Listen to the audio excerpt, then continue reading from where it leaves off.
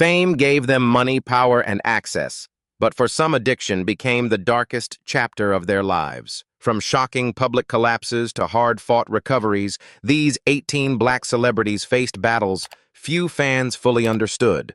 Where are they now in 2026? Subscribe to Hollywood Legends Remembered and let's uncover their stories. DMX. DMX was one of hip-hop's most explosive voices, but the rapper and actor behind Belly Romeo Must Die and Cradle 2. The Grave spent much of his adult life fighting an addiction that began before he was old enough to understand what was happening. In a deeply emotional 2020 interview with Talib Kweli, DMX said he was only 14 when an older mentor handed him a marijuana blunt secretly laced with crack cocaine. He remembered feeling betrayed because the same person had introduced him to rap. From that moment, crack became part of a cycle that followed him through homelessness, fame, arrests, broken relationships, and repeated attempts at recovery. How do you escape something that entered your life before you even understood what addiction was? Even at the height of his success, DMX never completely hid the struggle.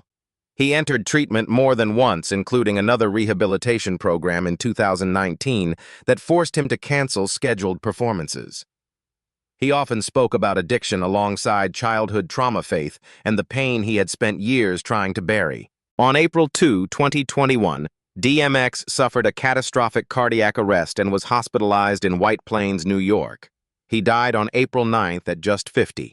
A source from the Westchester County Medical Examiner's Office later told Vulture that acute cocaine intoxication triggered the chain of events leading to his fatal heart attack. His story ended where the struggle had followed him for decades, caught between extraordinary success and an addiction he had been battling since adolescence.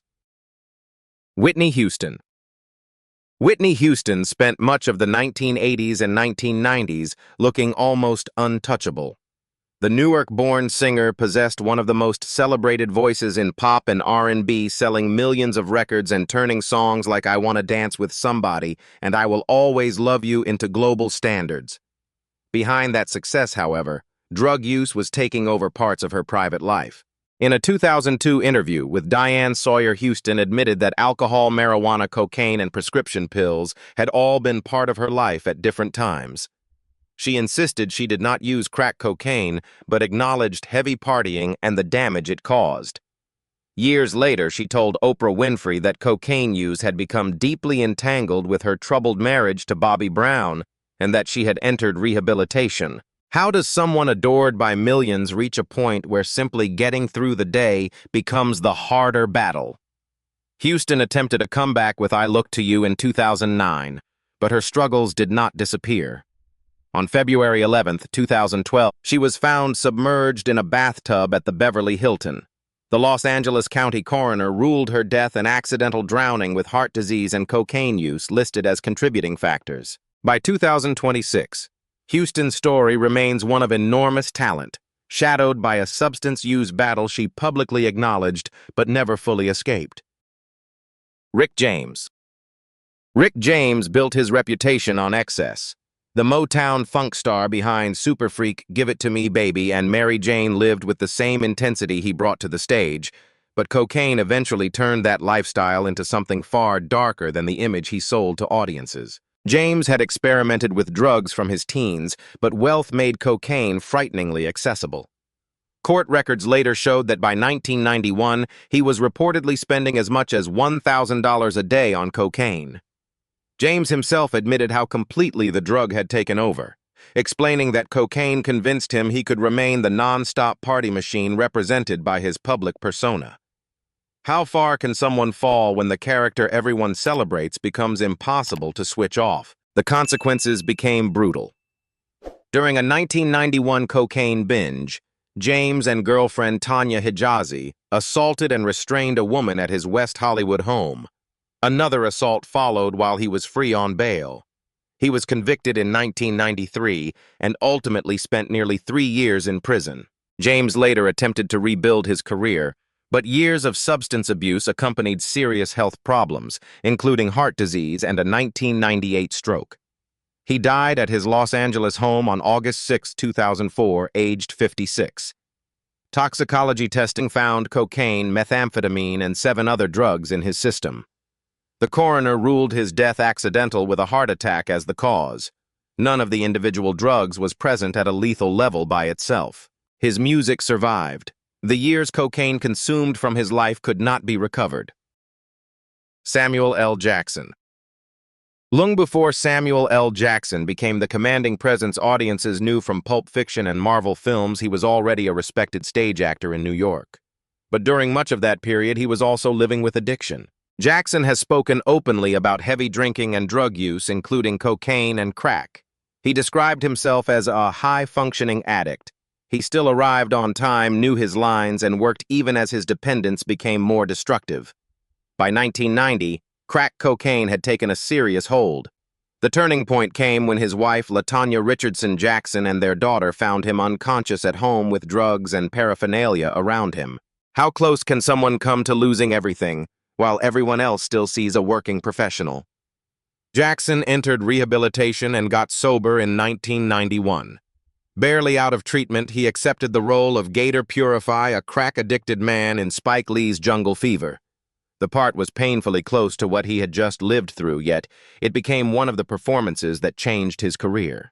The contrast with his later life is dramatic. Jackson has said that once addiction was removed, doors opened quickly.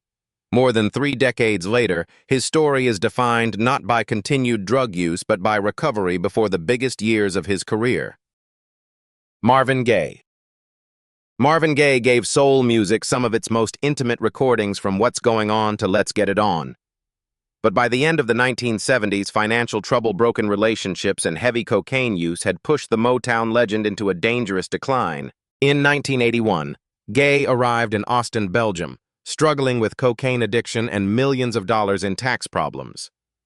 Music promoter Freddie Coussart helped him settle into a quieter routine of exercise, healthier food, and recording. For a time, the change worked. Gaye regained his strength and created Sexual Healing, the centerpiece of his 1982 comeback album, Midnight Love. The song became one of the biggest successes of his career. But what happens when a man escapes addiction geographically, only to return to the environment where it consumed him? After returning to Los Angeles, Gaye's cocaine use intensified again. He became increasingly isolated and paranoid, and eventually moved into his parents' home. His father later said Marvin had been using cocaine heavily during the 4 months he lived there. On April 1, 1984, an argument inside the house ended when Marvin Gaye Sr. shot his son twice. Gaye was 44.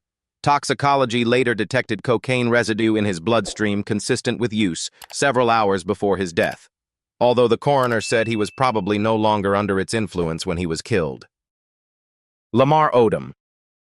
Lamar Odom once had almost everything basketball could give him. The 6'10" forward became an NBA champion with the Los Angeles Lakers, won 6th Man of the Year, and lived in the glare of reality television through his marriage to Khloe Kardashian. But behind the championships, cocaine was becoming a destructive part of his life. Odom later admitted that cocaine was his drug of choice, and that his addiction eventually destroyed his motivation to train. By his early 30s, he said there were periods when getting high mattered more than basketball. His NBA career faded while his drug use and personal life became increasingly chaotic. How far can an addiction take someone before there is almost nothing left to lose? The answer nearly came in October 2015. Odom was found unconscious at a Nevada brothel after cocaine and other substances were involved. He fell into a coma and spent months recovering from a medical crisis that almost killed him. Even surviving that night did not make recovery simple. Odom has since acknowledged relapses and repeated attempts at treatment. His story was still unfolding in 2026. After another DUI arrest in January, Odom entered residential treatment.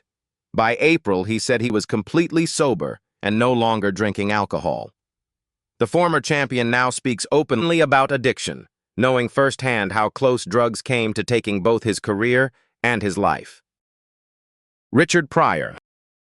Richard Pryor changed American comedy with brutally personal stories about race, poverty, sex, and his own failures.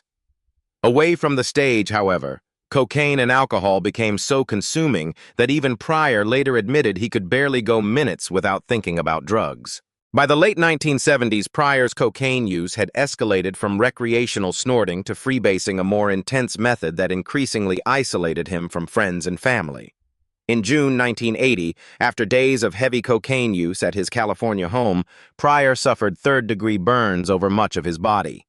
Early explanations were contradictory, but Pryor eventually acknowledged that cocaine was central to what happened and later described the episode as a suicide attempt during an extreme drug binge. How powerful does an addiction have to become when nearly dying still isn't enough to make someone stop? That question became painfully real after Pryor left the hospital. He later admitted that within weeks he returned to freebasing cocaine because, as he put it, the drugs still had a hold on him. Eventually, accompanying a friend to a treatment meeting forced him to acknowledge that he was both a drug addict and an alcoholic. By 1986, Pryor said he had maintained roughly 3 years of sobriety. Pryor transformed even his darkest experience into comedy in Richard Pryor, live on the Sunset Strip, openly mocking the cocaine pipe that had dominated his life.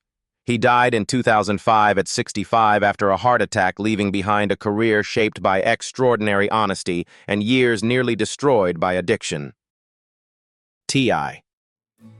T.I. rose from Atlanta's trap scene to become one of the biggest Southern rappers of the 2000s. With albums like Trap Music, Urban Legend, and Paper Trail, he built an image around survival, street life, and ambition.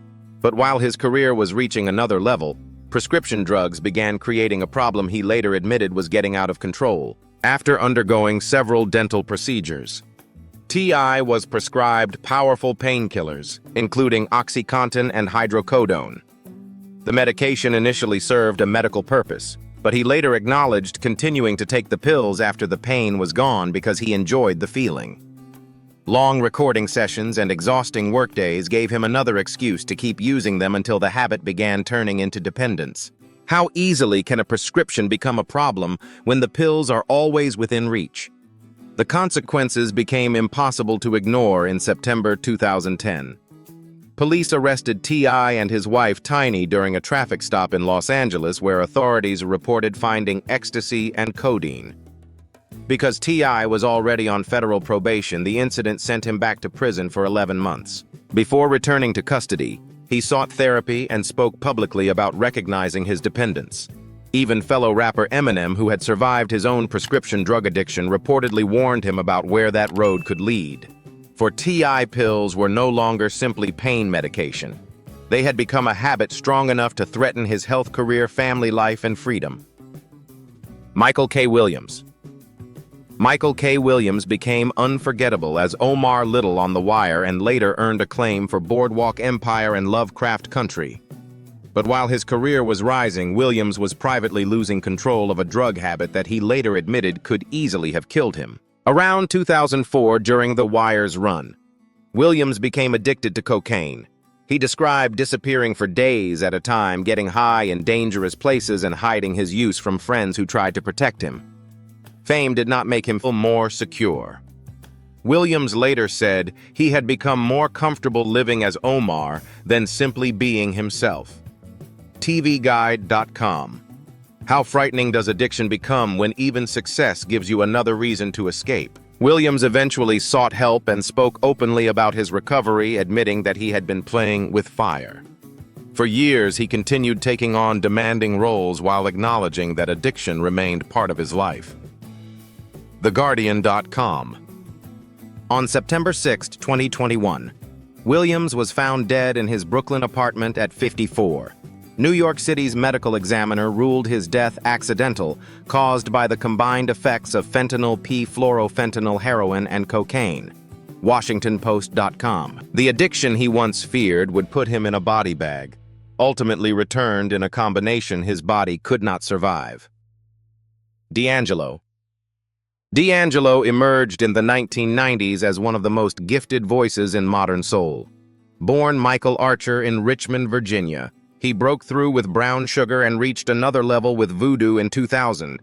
But after the tour ended, fame pressure over his image and personal losses fed a period of isolation that became destructive. D'Angelo later admitted he was partying heavily, using cocaine and drinking to excess. He said cocaine made him more social, but it also allowed him to drink far more than usual. By 2005, the damage was visible.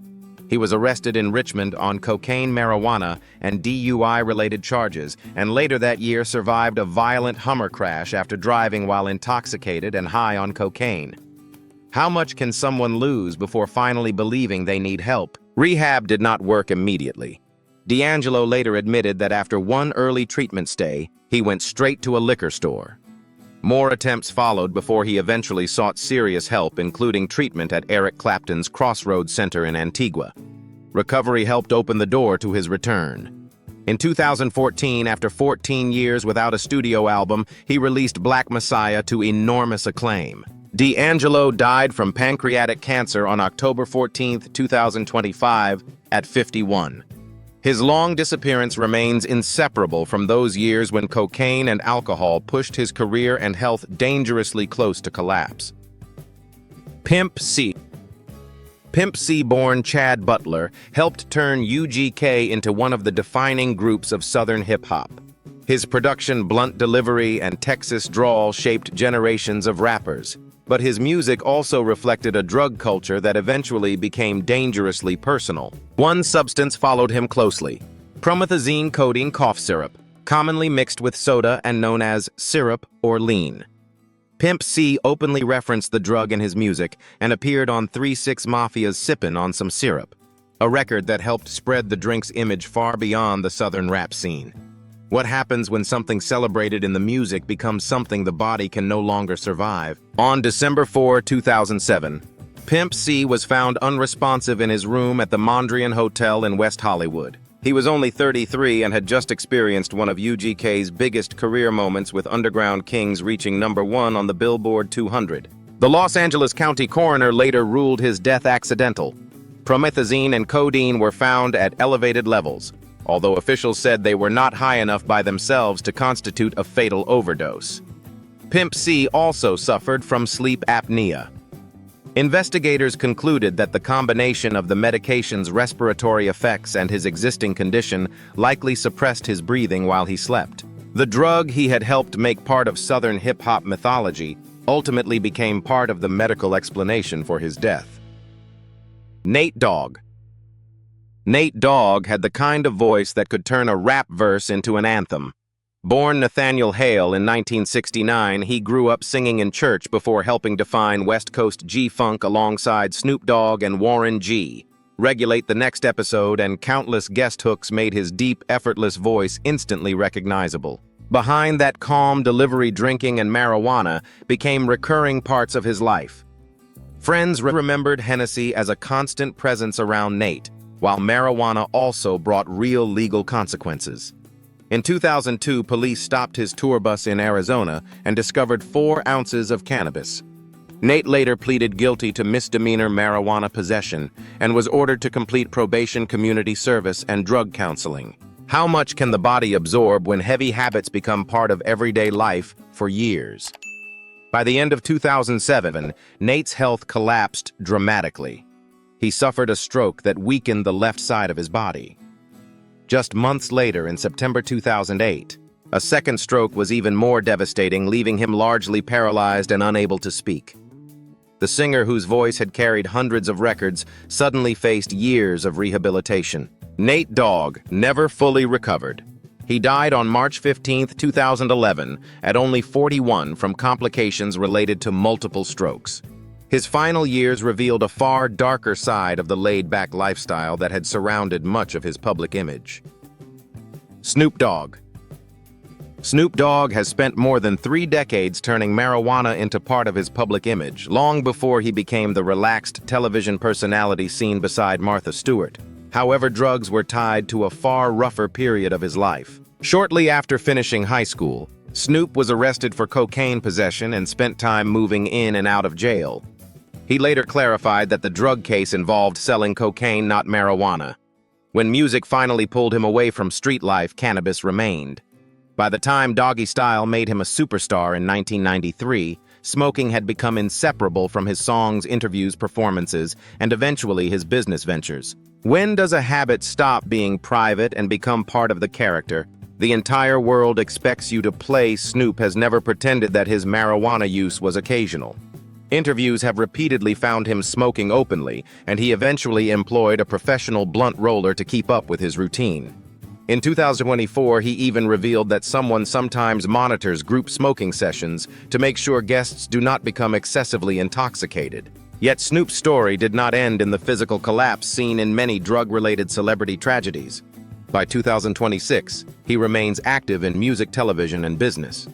The striking part of his history is how something once connected to arrests and street life was transformed into one of the most recognizable pieces of his public identity. Lil Kim.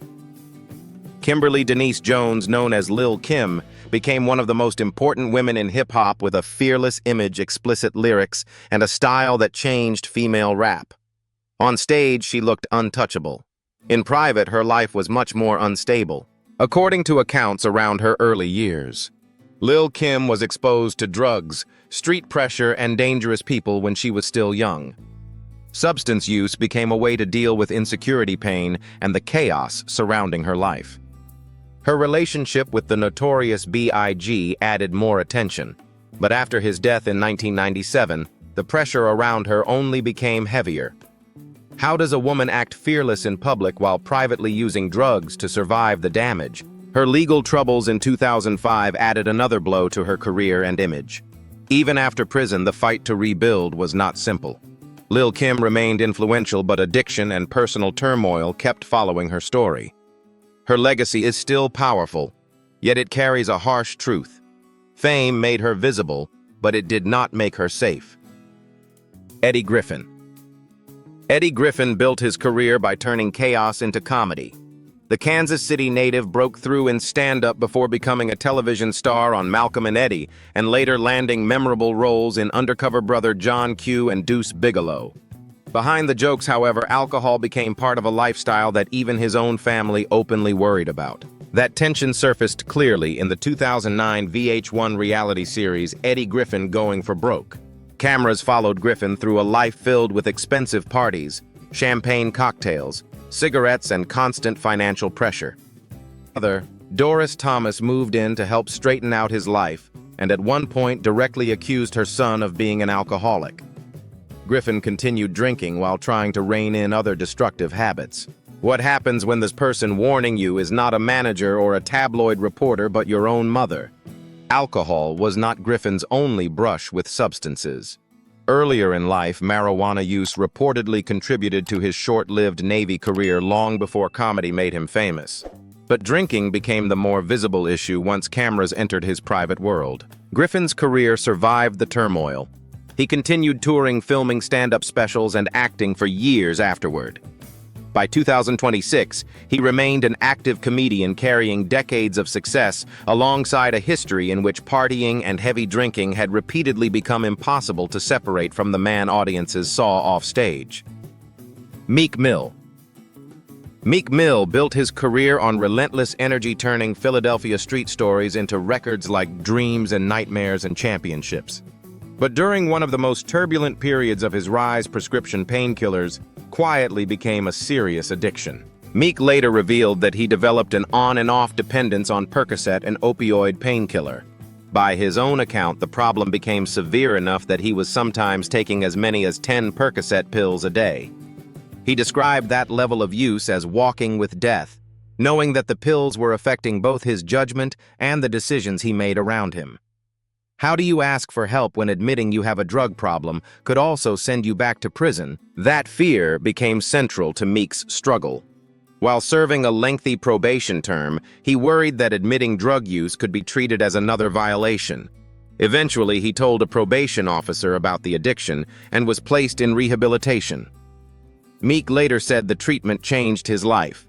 He told The Guardian that his final Percocet use came in 2016, shortly before a stressful court appearance. By 2026, Meek is no longer presenting that period as glamorous. Instead, he has repeatedly warned younger rappers about opioid abuse and serves as a co-chair of the Reform Alliance advocating for changes to probation and parole systems. The pills once clouded his decisions. Surviving them eventually became part of the message he carried forward. Ja Rule. At the height of Murder, Inc., Ja Rule seemed to be everywhere. Born Jeffrey Atkins in Queens, he went from New York street rap to massive crossover hits such as Always on Time, Mesmerize, and I'm Real. But the same period that made him a superstar was also surrounded by a heavy culture of marijuana, alcohol, and ecstasy. Ja Rule later admitted that drugs became part of his recording life. While making his debut album, Veni Veti Veci, he said he mainly smoked weed. By the time he was working on his second album, however, he was using ecstasy. Around Murder Inc. X had become common enough that Jay's music repeatedly referenced the drug while partying, and studio sessions often blurred together. What happens when getting high starts feeling like part of the creative process itself? Years later, Jay admitted that artists can begin believing drugs are responsible for the music they create. He eventually realized the creativity was coming from him, not from whatever substance he had taken. That realization exposed how deeply the two had once become connected in his mind. The chaos surrounding Murder Inc. eventually collided with feuds, federal investigations, weapons charges, and prison time, although those cases were not all drug-related.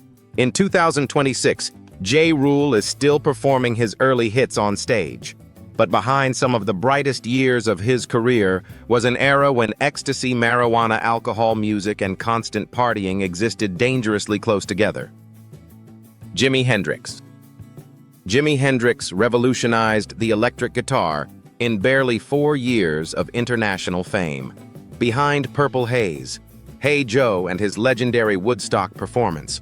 However, the guitarist was living inside a late 1960s rock culture where drugs were constantly within reach. Hendrix was known to use marijuana and psychedelic drugs, such as LSD, while people around him recalled an environment filled with drinking pills and other substances.